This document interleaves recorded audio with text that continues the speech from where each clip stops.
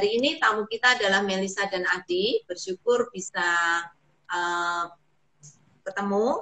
And thank you untuk Adi yang sudah bersedia menjadi guest kami. Iya. Oke, kita akan berdoa dulu ya sebelum kita mulai. Roma bisa pimpin kita dalam doa?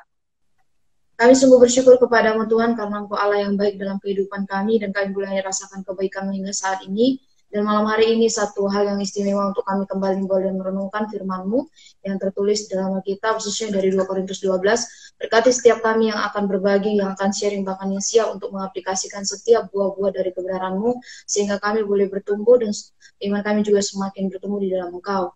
Terpujilah nama-Mu, menyerahkan seluruh jaringan, alat yang kami pakai, Tuhan yang akan mengendalikan. Baik dari kami maupun dari guest, bahkan sahabat-sahabat yang akan mengikutinya. Hanya dalam nama Tuhan Yesus kami memulai acara AYOPA malam hari ini. Kami ucap syukur dan berdoa. Amin. Amin. Sebelumnya mau cek dulu Melisa dan Adi, apakah suaranya udah oke? Ya, halo Ibu Yulia, halo Kak Roma, halo teman-teman semuanya. Halo Kak Roma, hai semua teman ya.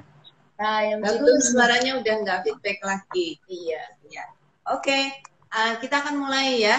Ayo Roma, kita mulai Roma. Oke, sebelum nanti kita sharing dengan teman-teman, dua tamu spesial kita malam hari ini, Melisa dan juga Kak Adi, mengundang nanti teman-teman juga bisa berbagi di kolom komentar terkait ayat-ayat yang dipilih oleh Melisa dan Kak Adi. Dan kami juga nanti mengajak ya, teman-teman bisa request join di bawah sebelahnya @comment itu untuk bisa berbagi sharing yang teman-teman dapatkan. Nah, sebelum saya bertanya lebih lanjut ke 2 Korintus 12, ini kita mau berbagi sedikit ya Bu ya tentang 2 Korintus ini, di mana ini adalah ungkapan hati Paulus kepada jemaat Korintus secara personal, dan di sini kelihatan banget ya bahwa hubungan antara Paulus dan jemaat Korintus sebenarnya bisa dikatakan baik sih sebenarnya, karena Paulus juga sangat mengasihi jemaat gitu. Tapi satu hal yang menjadi lubang di sini adalah adanya guru-guru palsu yang ingin memutarbalikkan tentang Injil yang disampaikan oleh Paulus gitu. Ya, bukan hanya Injil saja, tetapi mereka ingin menjelek-jelekan Paulus. Ya, ini kata kasarnya, menjelek-jelekan Paulus supaya Paulus tidak dipercaya, supaya Paulus kelihatan seperti seperti rasul palsu gitu di depan jemaat Korintus, dan itu pasti sangat menyedihkan hati Paulus ya. Makanya kalau teman-teman baca 2 Korintus ini, wah itu kelihatan banget di situ nada-nada yang Paulus pakai itu sangat-sangat personal sekali kepada jemaatnya. Dan salah satu hal yang membuat Paulus juga menggebu-gebu menuliskan suratnya kepada jemaat ini karena ada jemaat yang merasa bahwa menjadi seorang rasul itu bukanlah tipikal Paulus kayak gitu. Ini mungkin bagi orang jemaat ya, masa Paulus atau rasul itu menderita gitu. Jadi sepertinya jemaat diputarbalikkan dengan hal itu kayak gitu. Ya, tapi memang sih melihat dari semua fakta, Paulus tuh paling menderita gitu ya. Sangat luar biasa penderitaan yang dialami oleh Paulus. Tetapi guru-guru palsu menganggap, wah itu kalau dia rasul nggak mungkin dia menderita sebanyak itu gitu ya. Tapi Paulus memberikan pembelaannya dengan menuliskan 2 Korintus ini. Sebenarnya panjang ya. Sebenarnya ada 4 surat Korintus yang ditulis, dan itu ada jeda-jeda Paulus mengunjungi mereka, mencoba memberikan memberikan rekonsiliasi gitu ya dengan jemaat ini. Bahkan ketika berkunjung ternyata kunjungan itu tidak berhasil, dan itu semakin menyedihkan Paulus. Dan akhirnya ketika dia pergi ke Makedonia, Paulus menuliskan surat ini gitu untuk jemaat Korintus untuk kembali mencoba membangun hubungan kembali dengan jemaat di Korintus. Iya, luar biasa banget sih, ini seorang hamba Tuhan yang hebat kalau menurut saya, karena di tengah-tengah pelayanannya, terus ada orang-orang yang menolak, dia tetap mengasihi jemaat Korintus. Nah, kalau teman-teman juga cari kalimat-kalimat yang sepertinya sangat emosional di sini, teman-teman nanti bisa temukan banyak sekali kalimat-kalimat seperti di 2 Korintus ini gitu ya. Ada yang Paulus katakan, aku menuliskan ini dengan mencucurkan air mata, nanti bisa dibaca di 2 Korintus 2. Kalau kita nanti mengerucut ke pasal 12 juga, aku telah menjadi bodoh gitu, ayat 2 ayat 11, dan ada nada yang lainnya Bu ya, Ibu lihat nih. Ternyata sebenarnya aku harus kamu puji. Waduh, sampai Paulus segitunya gitu ya. Karena jemaat Korintus sangat menghina dia, dan Paulus, seharusnya kamu memuji aku. Itu bagi aku ya saking kesalnya kali ya, dan juga saking hati Paulus tercapek-capek gitu melihat keadaan jemaat Korintus, sehingga dia mengatakan itu banyak sebenarnya kata-kata yang sangat emosional. Baiklah, aku sendiri tidak merupakan satu beban bagi kamu gitu ya, karena dianggap Paulus itu cuma cari muka, kemudian cari bantuan atau cari cari belas kasihan dari jemaat di Korintus, sehingga Paulus sampai kesal, aku tidak akan menjadi beban bagi kamu gitu ya. Ya, banyak. Jadi perintah pernahkah aku mengambil untung daripada kamu oleh seorang dari antara mereka? Ya, sampai Paulus segitunya bilang, kapan aku mengambil keuntungan dari kamu gitu ya. Saya melihat perasaan Paulus sungguh sangat campur aduk, karena dia mengasihi, pada saat yang sama dia melihat ketidakpercayaan orang Korintus yang diputarbalikan oleh guru-guru palsu. Ya. Oke, ya. Jadi kira-kira udah begitu gambaran besarnya dari 2 Korintus 12 ini, dari 2 Korintus 12, 2 Korintus, dan kita akan mengerucut kepada 2 Korintus 12 bersama dengan Melissa dan juga Kak Adi. Nah, teman-teman kemarin sudah kita membaca ya dari 2 Korintus. Harapannya 2 Korintus 12 sudah dibaca kan, Kak Adi, Melissa? Sudah, Kak. Sudah. Iya, satu pasal nih. Oke, nah melihat 2 Korintus 12 ini, di sini ada berapa ayat yang sudah teman-teman temukan dan ada berapa perikop di sini, Melissa? Ada 21 ayat, Kak. Ya, oke. Ya, dan dua perikop. 2 perikop. Ada 21 ayat dengan 2 perikop.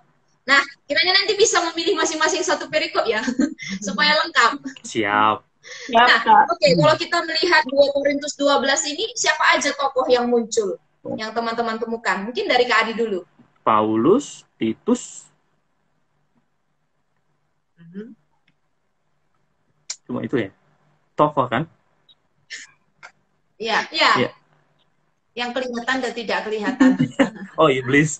Iblis. Oh. Iblis. Utusan iblis itu ya.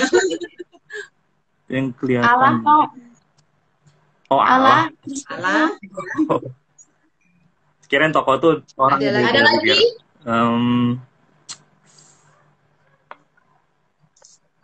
Tuhan, Allah, udah. Itu saja. Oke. Itu saja sih. Ya, contohnya siapa nih? Siapa nih yang dialamatkan nih? Gimana? Dialamatkan kepada siapa nih tulisannya Paulus? Ya. Jemaat di Korintus. Oke, ya. Pada jemaat-jemaat di Korintus. Bahkan di ayat 1 sebenarnya ada juga nih tentang seorang Kristen. Ini ayat 2. Seorang Kristen 14 tahun yang lampau.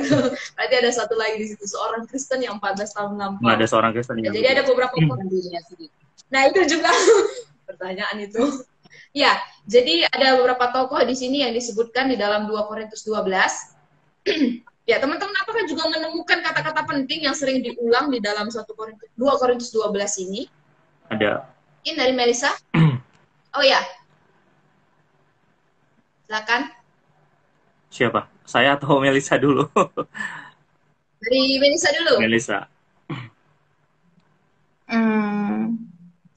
Kalau dari saya sih ada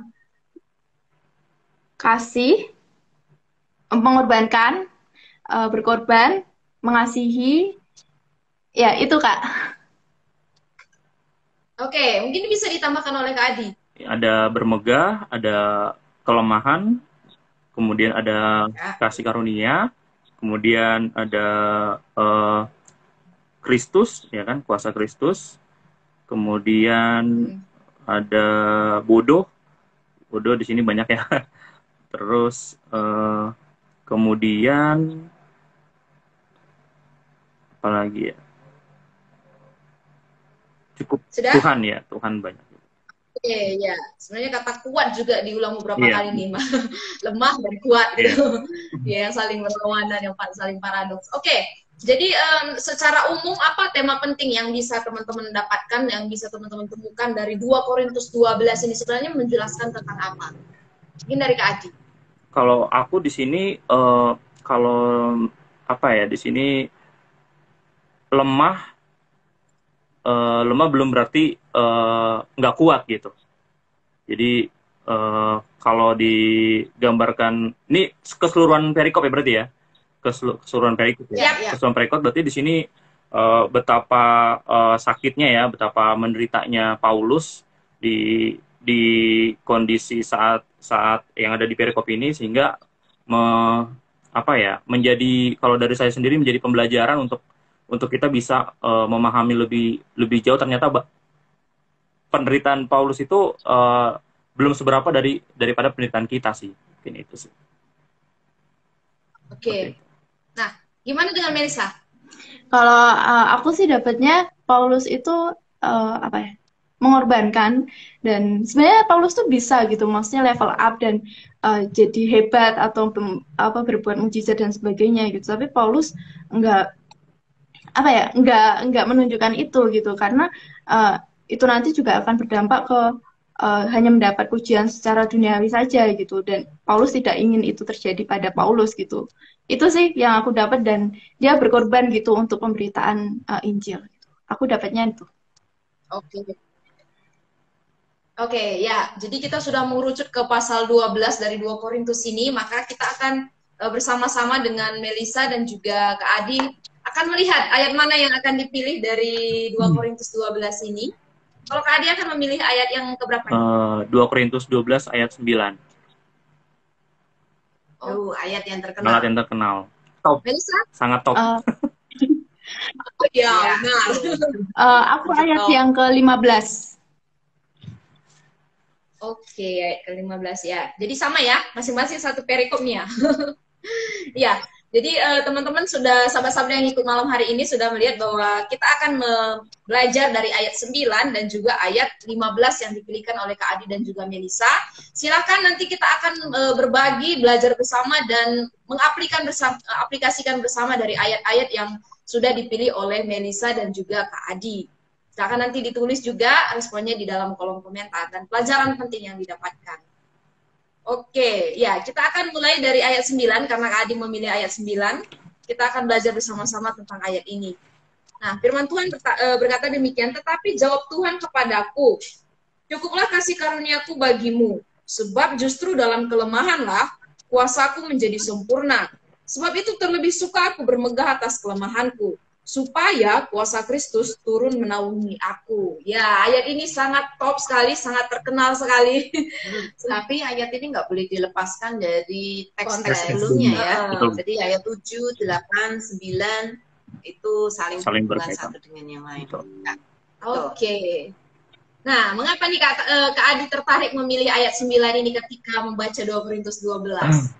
Karena di sini pergumulan Paulus itu saya lihat ada begitu banyak ini ya, maksudnya di sini kita nggak tahu ya kelemahannya itu maksudnya adalah penyakitkah atau pencobaankah atau yang lainnya. Namun kalau kita lihat duri dalam daging di ayat sebelumnya itu merupakan suatu penyakit gitu. Kenapa? Karena tapi nggak tahu ya penyakitnya itu apa. Nah ini kita tahu kalau Paulus mengalami penyakit duri dalam daging yang menghantam tubuhnya setiap waktu. Jadi kalau saya persiapan kemarin itu ada yang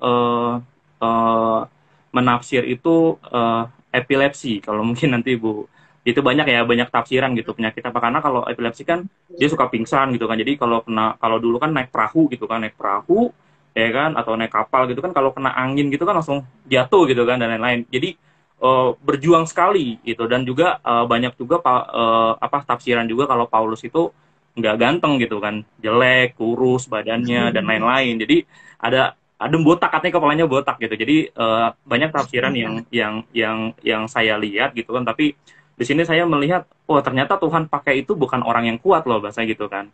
Ternyata orang yang lemah seperti yang menderita lah bahasa gitu kan. Ternyata saya pikir dulu Ayub.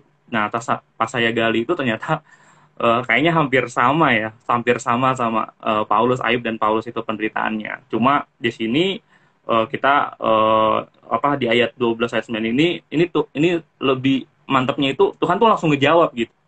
Ini di sini Tuhan jawabannya ini yang kadang kalau kita mikirin kok Tuhan nggak sembuhin gitu kan bahasanya gitu. Tapi inilah kita di sini berpikir paradoks ya. Jadi kadang apa yang kita pikirkan itu nggak sesuai sama pikiran Tuhan gitu, maksudnya gitu.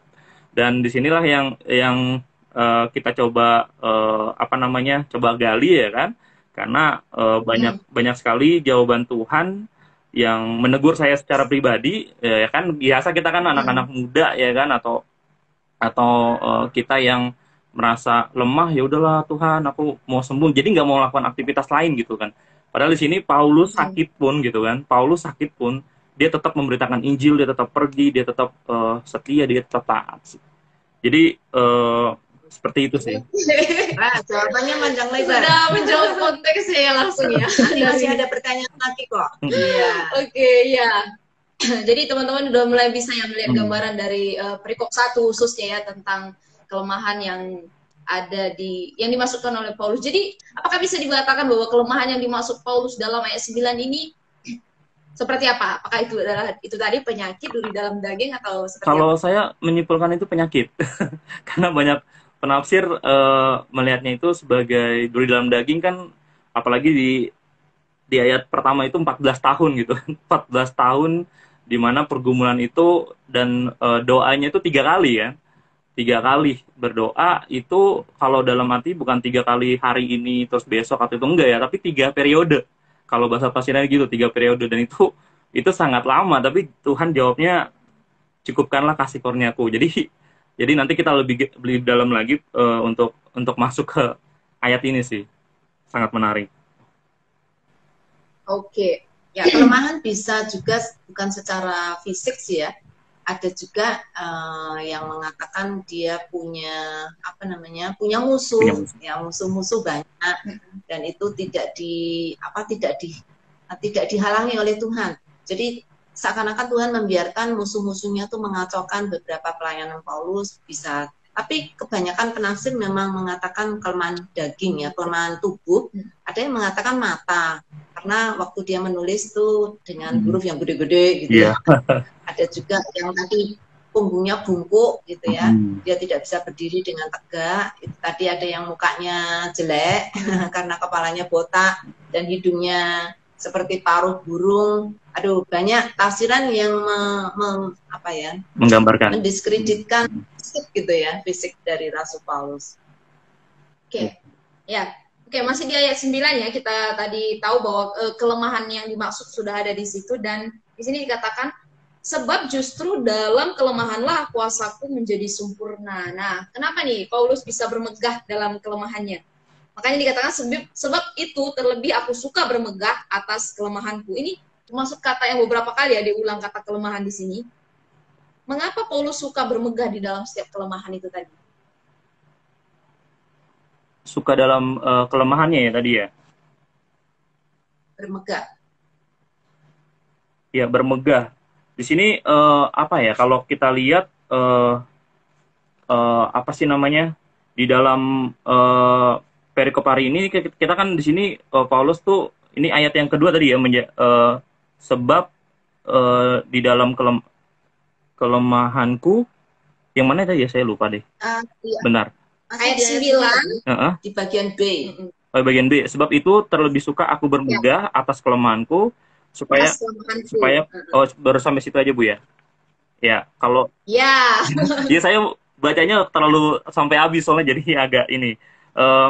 Sebab itu terlebih suka aku bermegah atas kelemahanku. Jadi di sini kalau saya lihat ini kan, kalau tadi kan kita melihat jawaban dari Tuhan, berarti di sini ada 2 jawaban Tuhan itu. Yang pertama itu kita lihat substansi ya, jadi ada pergantian di mana ada sakit, ada sembuh gitu kan. Dan yang kedua itu transformasi pola pikir, yang tadi saya bilang berpikirnya itu paradok. Jadi di sini kita melihat yang hal yang sama ini dengan melihat hal yang sama tapi dengan kacamata yang berbeda. Dimana karena sehingga pada waktu kita mengalaminya atau menerimanya dengan kerelaan, dengan ikhlas, dengan bahasa Jawa itu dengan legowo ya kan, itu bisa menjadikan hidup itu dengan sukacita. Jadi di sini Paulus ini selama 14 tahun ini dia nggak menyalahkan Tuhan gitu, tapi dia malah melihat ini suatu tantangan tersendiri, karena Karena kalau Paulus nggak diginiin, mungkin dia akan gitu kan, akan tinggi hati gitu, akan sombong, Nah, sombong. akan sombong. Itu yang saya lihat di sini.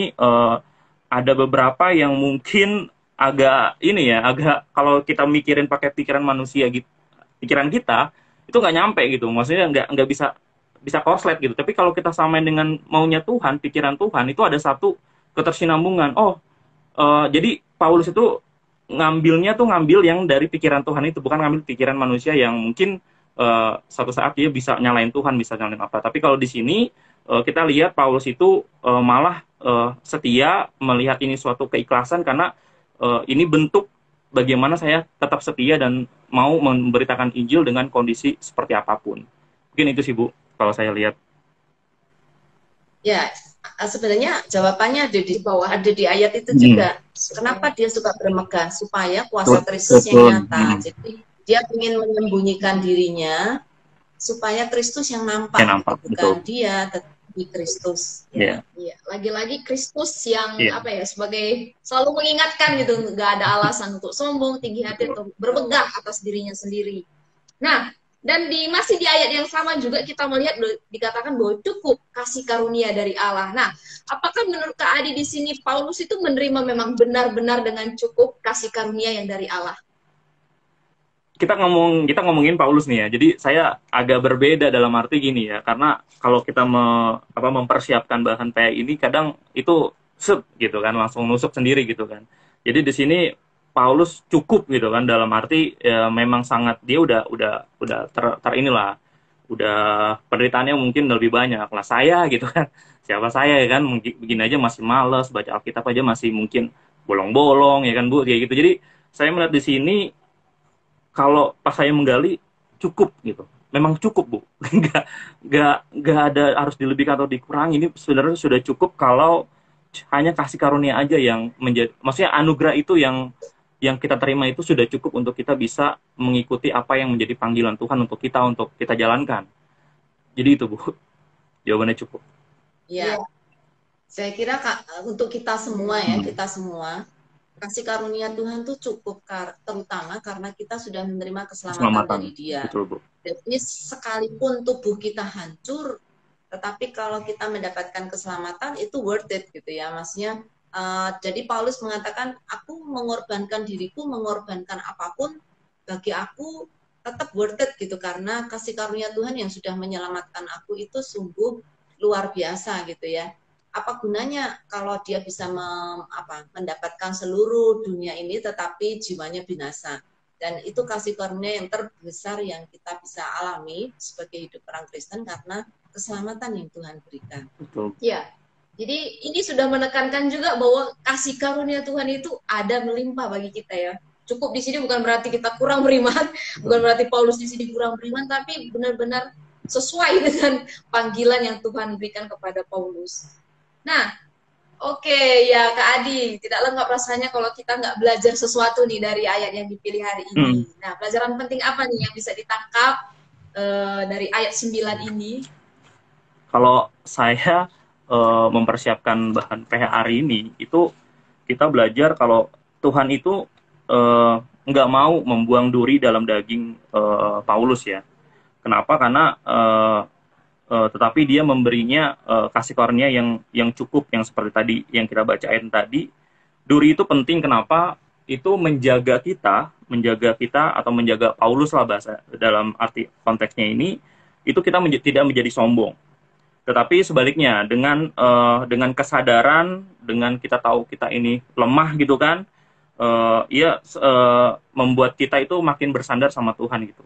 Karena kebanyakan kalau kita enggak kalau kita kuat, biasanya kita jarang tuh bersandar ya Bu ya.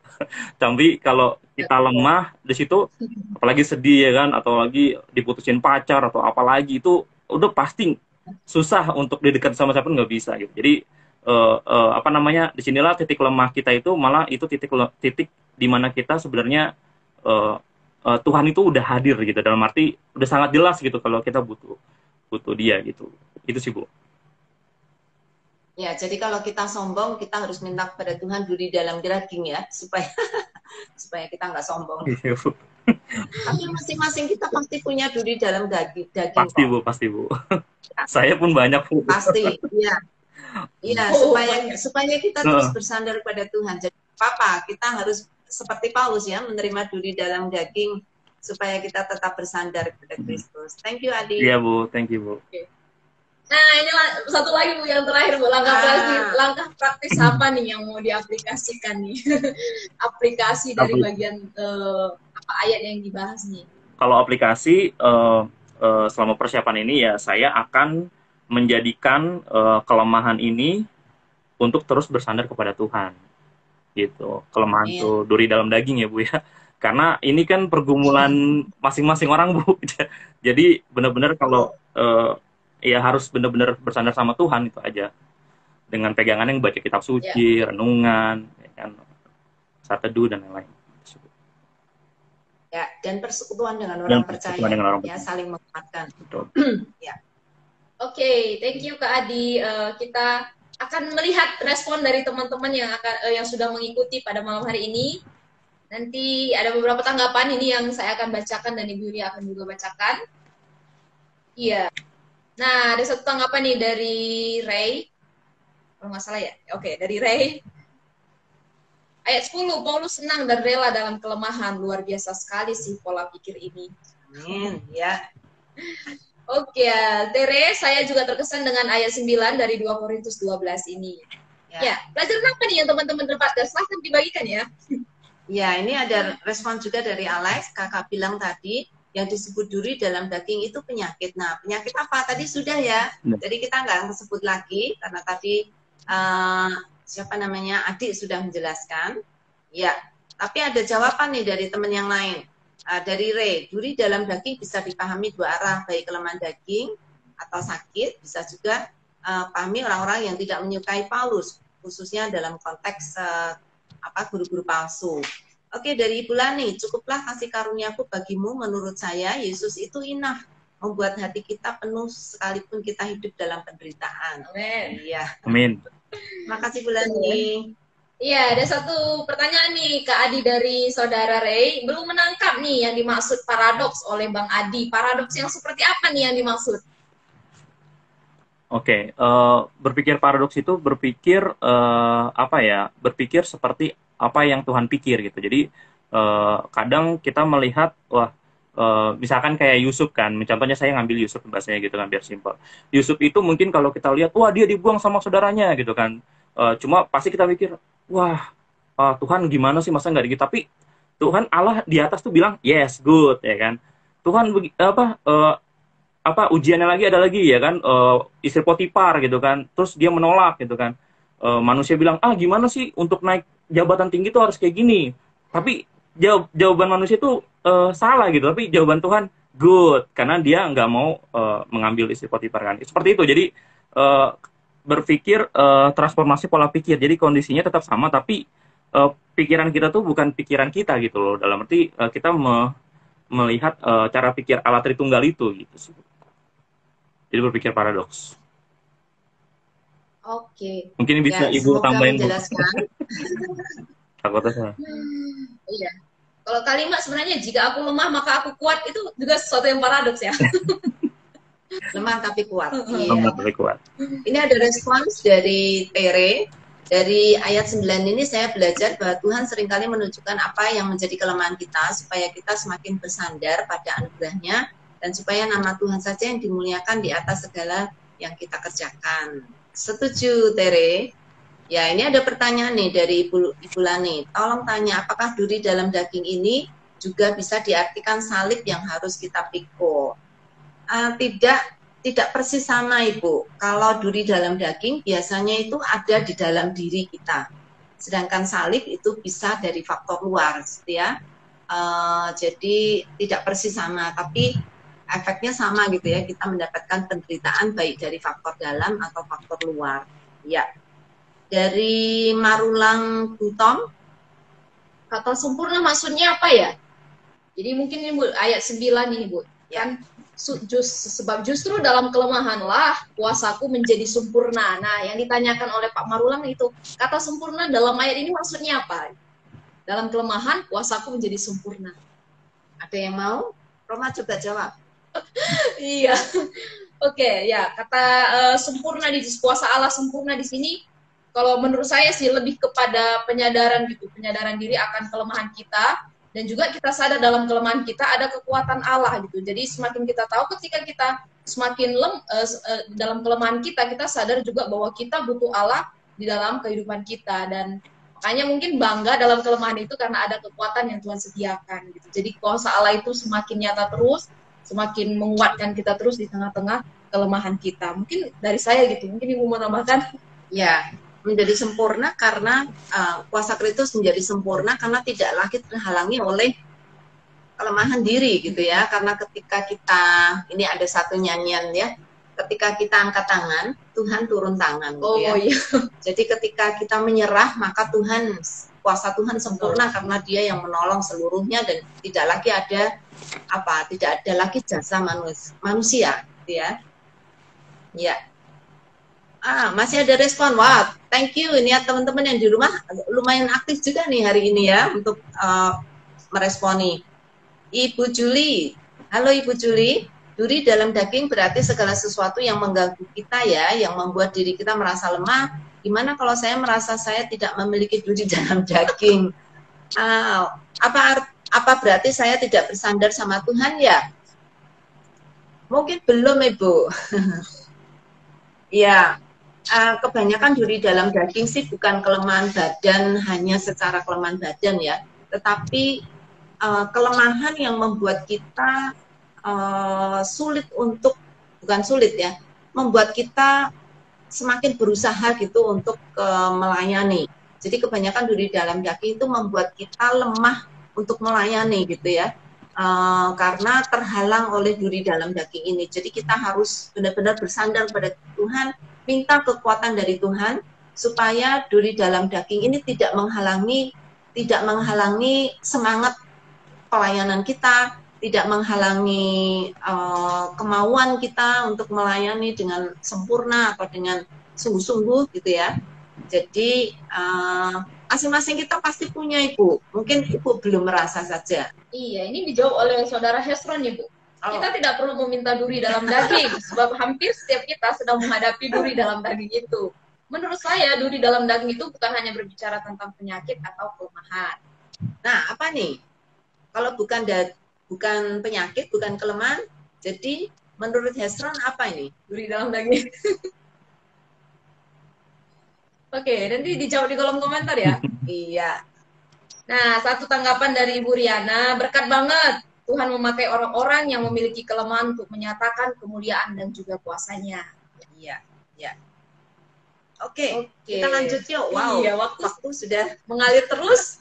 Padahal topik ini sangat menarik sekali. Oke, ya, kita akan melihat ayat yang dipilih oleh Kak Melisa. Jadi Kak Adi tetap standby, nanti juga kita masih bisa sharing bersama-sama terkait pasal ini. Ya, Melisa memilih ayat, karena itu aku suka mengorbankan milikku, bahkan mengorbankan diriku untuk kamu. Jadi jika aku sangat mengasihi kamu, masakan aku semakin kurang dikasihi? Dari ayat 15. Nah, kenapa Mel tertarik memilih ayat ini, Mel? Iya, kalau aku tertarik milih ayat ini gitu karena ada keyword gitu yang aku sorotin, yaitu mengorbankan milikku gitu. Itu waktu baca keseluruhan perikop ini sebenarnya ada beberapa ayat yang saya suka gitu kan. Terus salah satunya juga ayat 15 gitu. Di penggalian kali ini saya nggak cuma pakai satu versi gitu, tapi saya pakai beberapa versi. Salah satunya adalah firman Allah yang hidup atau FIYH.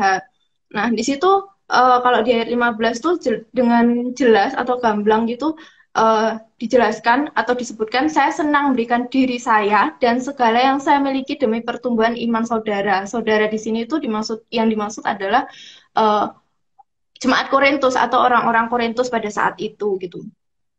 Ya, sebelumnya juga tadi pas di pengantarnya Ibu Yulia gitu, aku inget banget gitu saat jemaat pada saat itu juga ada nabi-nabi palsu atau rasul-rasul palsu gitu yang menyerang dalam tanda kutip atau sedang marak atau sedang banyak, dan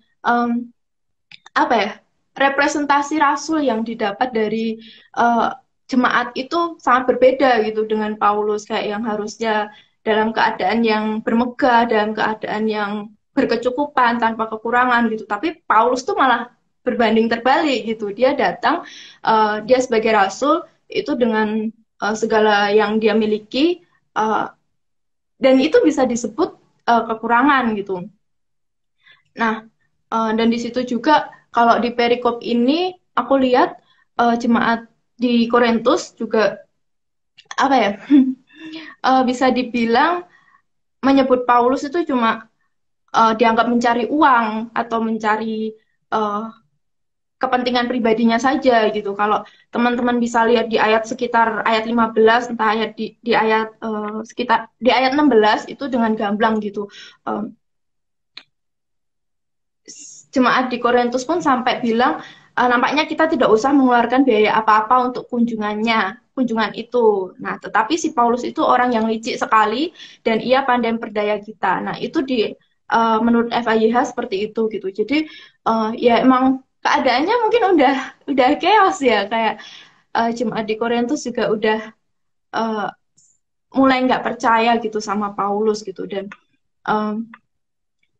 namun di sini juga ditegaskan gitu kalau apa ya, Paulus tuh bukan minta biaya atau minta harta dari jemaat Korintus gitu, tapi dia malah yang memberikan Injil, memberikan pertumbuhan iman untuk jemaat-jemaat di Korintus ini supaya bisa saling mengasihi, bisa saling rukun satu dengan yang lain dan kembali ke jalan yang benar. Seperti itu sih. Dan di ayat 15 benar-benar ditegaskan kasih Paulus itu nggak cuma kasih yang sekedar kasih antara atasan dengan bawahan atau bos dengan hambanya gitu, tapi benar-benar kasih ayah atau kasih bapak itu kepada anaknya. Dan dia nggak menuntut kamu harus menyediakan segalanya bagiku, menyediakan biaya bagiku, tempat tinggal, makanan dan sebagainya gitu. Tapi yang aku inginkan hanyalah dirimu gitu untuk bisa bersatu dengan Kristus dan menerima Injil seperti itu. Dan satu hal yang aku pelajari di sini juga, Paulus sangat puas dan senang gitu bisa bersusah payah untuk jemaat di Korintus gitu. Dan itu suatu teladan yang luar biasa bagiku gitu, di tengah kekurangannya, di tengah dia mungkin mencukupi dirinya sendiri pun nggak bisa gitu, tapi dia tetap mengasihi jemaat Korintus. Dan terlepas dari jemaat Korintus menjudge dia atau melabel dia kayak gimana, Paulus tuh tetap memberikan kasihnya kepada jemaat di situ. Itu sih yang membuat. Iya, oke. Sebenarnya masih banyak yang ingin saya tanyakan ya terkait ayat ini, tapi tadi kamu sudah merangkum semua. Berarti dalam ayat 15 ini, apakah bisa dibilang karena kasih lah, jadi Paulus berkatakan, aku suka mengorbankan milikku, bahkan mengorbankan diriku gitu. Bukan hanya miliknya, bahkan dirinya sendiri dikorbankan untuk jemaat Korintus. Karena apa itu? Apakah karena kasih itu tadi atau ada sesuatu yang lain lagi? Nggak hanya kasih sih. Jadi Paulus tuh benar-benar melaksanakan panggilan Tuhan gitu. Maksudnya totalitas banget gitu dalam mengabarkan Injil, dalam mengasihi. Dan salah satu buktinya itu dengan mengasihi jemaat di Korintus gitu. Jadi ya nggak cuma mengasihi, sekedar mengasihi, tapi dia juga mengasihi Tuhan gitu, mengasihi Kristus, sehingga dia mau gitu untuk mengorbankan segala yang dimiliki untuk pekerjaan Kristus, untuk Kristus gitu sih Kak. Iya. Jadi seberapa besar nih kasihnya Paulus ke jemaat? Sebesar kasihnya kepada Tuhan? Karena dikatakan kan jadi aku sangat mengasihi kamu. Berarti kasihnya Paulus besar banget nih bagi jemaat. Kalau dengan ukuran manusia mungkin iya gitu. Maksudnya kalau kita lihat pun Paulus gitu nggak cuma ngorbanin waktunya aja gitu untuk mengurus, dalam tanda kutip mengurus jemaat di Korintus gitu, tapi juga tenaganya, biayanya, pikirannya dan semuanya yang dia miliki itu untuk jemaat gitu. Jadi ya bisa dibilang itu besar banget sih Kak. Jadi sebegitu besar kasih Paulus ke Tuhan, dan itu juga yang dia representasikan ke kasihnya dia ke jemaat di Korintus gitu. Ya.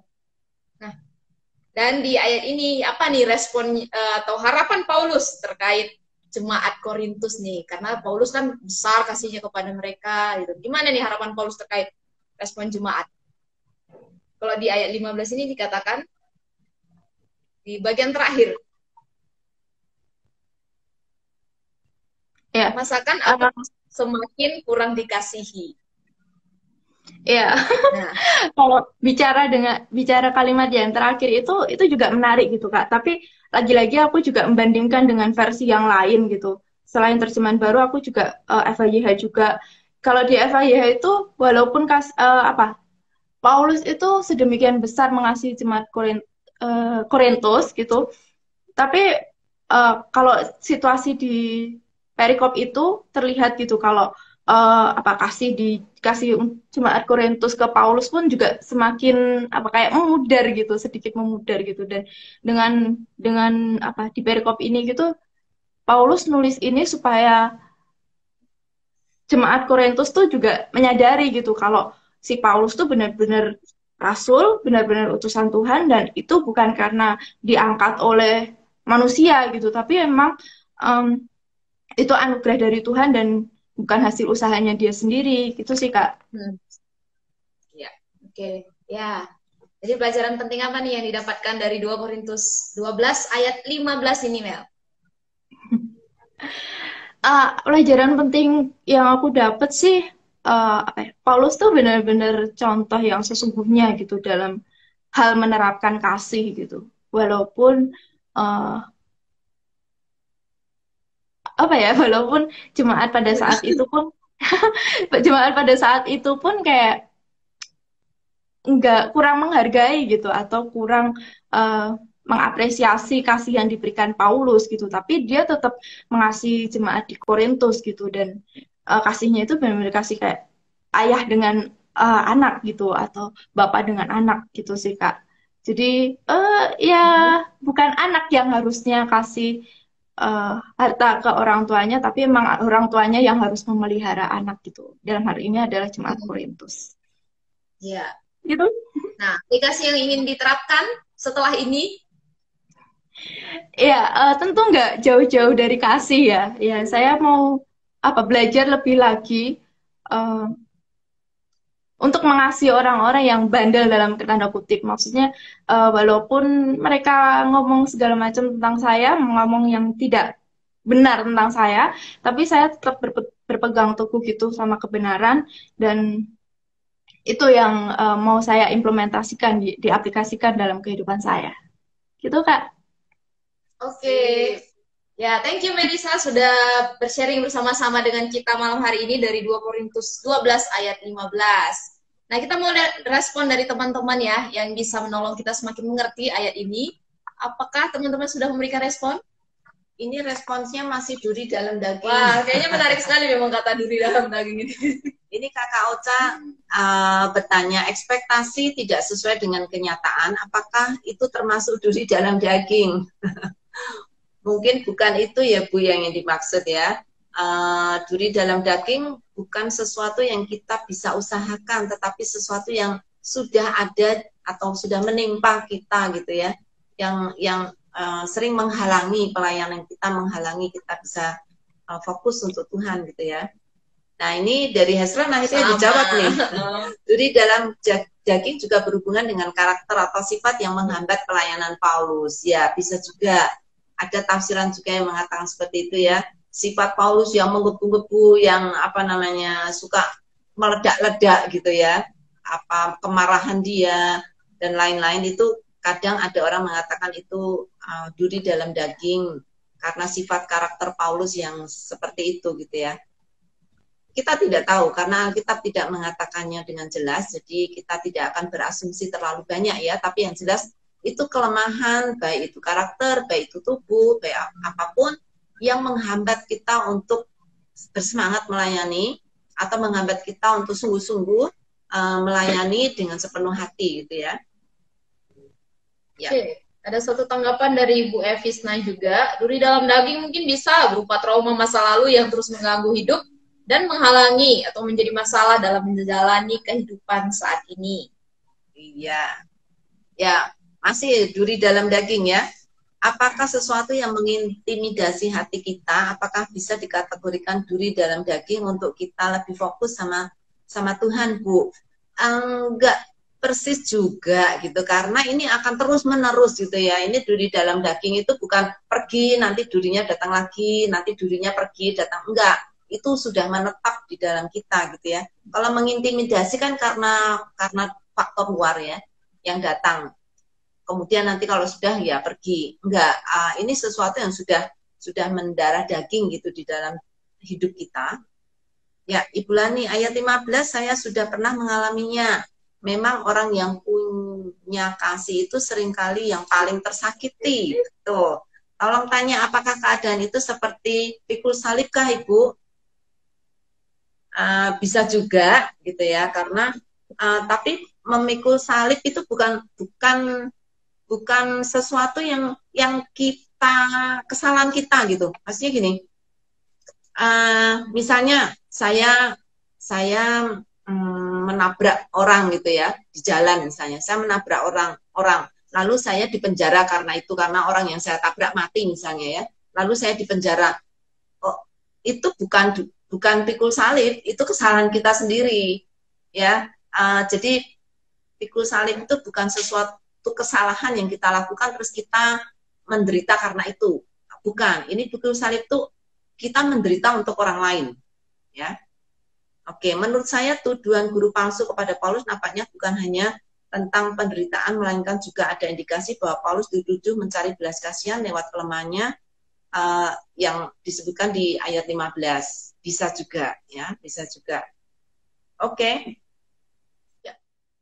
Masih ada waktu 4 menit sebenarnya. Apakah teman-teman ada yang ingin request join nih? Kita bisa mendapatkan pelajaran penting yang teman-teman juga pelajari dari ayat 9 maupun ayat 15 yang dipilih oleh Kak Adi atau Melisa malam ini. Ya, silahkan teman-teman yang ingin join, kita akan tunggu. Sementara kita menunggu, apakah saya bisa bertanya kepada Adi? Adi sudah mendengar tadi untuk ayat 15. Adi sendiri belajar apa dari ayat 15?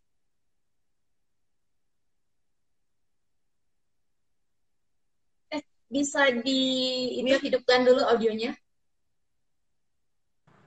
Ya, kalau di sini sih ya pengorbanan sih Bu. Jadi di sini belajar tentang apa ya? Di sini kan judul perikopnya kekhawatiran Paulus kan.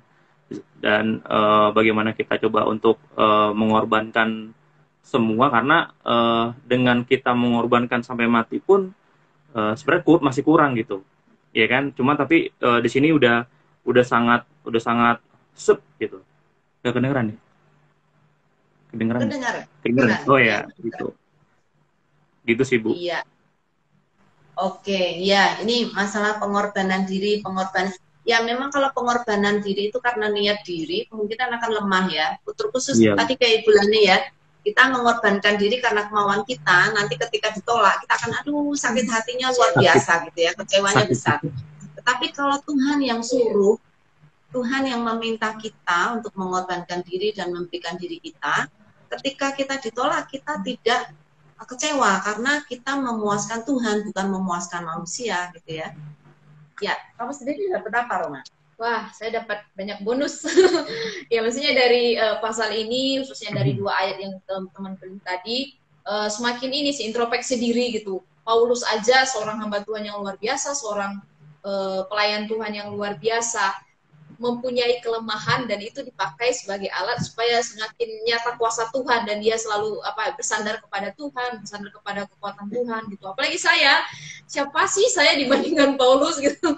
Tetapi ini mengingatkan lagi supaya saya juga pastinya punya ada kelemahan gitu. Tapi kelemahan itu harusnya ini menjadi kekuatan dalam pelayanan saya, khususnya karena Tuhan yang memampukan juga, Tuhan yang memberikan kekuatan gitu. Dan kalau duri dalam daging ini itu tujuannya supaya saya selalu rendah hati Bu. Jadi nggak ada apalagi lah istilahnya pengen sombong secara rohani gitu, tapi belajar terus untuk rendah hati dalam pelayanan maupun dalam tugas dan tanggung jawab yang Tuhan percaya. Iya. Ya, sangat bersyukur kita sudah belajar dari Adi dan juga dari Melisa, bagaimana Paulus belajar untuk bersandar pada Tuhan. Tadi kayak Adi bilang ya, satu hal yang kita belajar adalah kelemahan-kelemahan yang dimiliki Paulus, apapun itu bentuknya, itu justru membuat dia bersandar kepada Tuhan. Dan ketika dia bersandar kepada Tuhan, maka sempurnalah kuasa yang Tuhan nyatakan gitu di dalam hidupnya, karena tidak lagi ada ada hambatan karena campur tangan manusia, tapi Tuhan betul-betul bisa turun tangan dan menolong sehingga kuasanya menjadi sempurna. Juga dari tadi apa yang dikatakan Melisa, Paulus sudah mengorbankan diri, bukan hanya miliknya, bahkan dirinya sendiri dikorbankan untuk jemaat di Korintus, bukan karena dia ingin, tetapi karena panggilan yang Tuhan berikan, karena Tuhan yang inginkan dia melakukan itu, sehingga Paulus dengan rela hati mau gitu memberikan apa yang dia bisa, sekalipun tadi Melisa bilang keadaan jemaat Korintus itu chaos, mereka tidak menghargai Paulus, tapi Paulus tetap melakukan itu karena kasih yang dia miliki kepada Allah terutama. Kasih yang kepada Allah itu lalu dia berikan itu kepada Korintus. Thank you banyak Melisa. Ya, ini sebelum ditutup nih ada pertanyaan dari Ibu Juli. Mengasihi sampai tersakiti, mungkin itu yang sedang dipraktekkan Paulus ya. Iya Bu, ini bahasa puisi Ibu nih ya. Mengasihi sampai tersakiti, aduh. Kata-katanya bagus tapi artinya nggak bagus. Kalau belum merasa sakit berarti kasihnya masih belum penuh. Saya nggak tahu. Ya atau tidak?